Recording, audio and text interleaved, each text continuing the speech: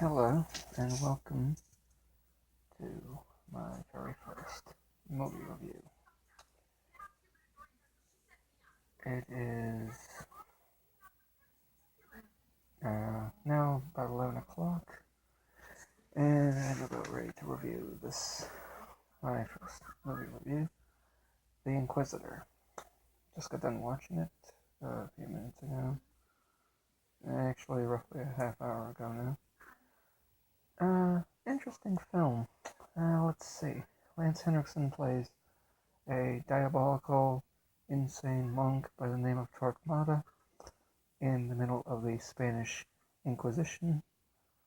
1784, I think it was, or 1484. I think it might have been 1484. Anyway, it's before the Salem witch trials. Let's see. Kind of a fucked up movie. Really, not as much gore as I'd seen in the past, but pretty gory. Like one scene where he kneels on broken glass while getting flogged by one of his henchmen because he had a god complex where he ended up killing an emissary to the Pope, a cardinal, and that had nothing really to do with the kneeling on the glass thing, but it was still, basically he fell in love with a baker's wife who he accuses of witchcraft, and she goes through a lot of stuff, a lot of torture, basically. This movie came out before Saw, and everyone blames Saw for being what was called torture porn. I don't buy it. I think this is a pretty close to maybe having that mantle. It's a good film though, still. Let's see, Tom Tolles plays one of the, plays like a captain of the guard character. I can't think of his name. That was a little bizarre seeing him in an outfit where he's not dressed as a cop, but he's dressed as like a Spanish giant hat, giant hairdo, beard, whole thing. Yes, that was a little weird. And Frances Bay, the woman who was the one who was in Seinfeld as the woman who had the marble rye stolen, she plays a witch.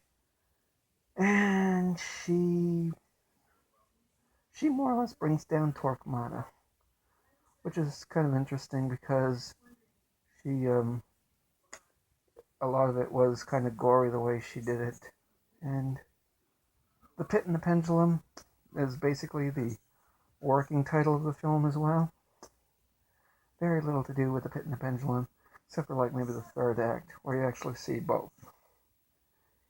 And it was supposed to be based on Edgar Allan Poe. I don't really buy it. I think it was Stuart Gordon's attempt to just do a really good gothic film. But I don't know if I'd say it was, necessarily Edgar Allan Poe or not, but whatever. Not really not a bad film. A little chilling, a little dark. Actually, very dark. Not a film for kids, but they can find it at Walmart for about $5. Go figure. Anyway, let's see. The baker in the film, he does a good job. He gets to get a few sword fight scenes. That was pretty good. And at the very end, Maria loses her tongue because Lance Henriksen's character Torquemada cuts it out, and she's able to communicate with her husband near the end of the film, like through telepathy. Not bad. Kind of,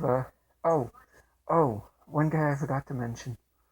Mendoza! Yeah, there's actually a guy in there named Mendoza. Every time I think of that name, I think of The Simpsons, but anyway. He is sort of a supporting character to Torquemada. This guy was sort of like Torquemada's right-hand man. And by right-hand man, I mean both hands having holes in them. Ouch. I'll let you surmise as to why. You can guess. And, yeah, he was a little out there. But, still, I'd like to see him do more films. I mean, this guy could be like the next Alan Rickman. But, anyway, that's about it for this particular review. And I don't know when I'll be reviewing the next one.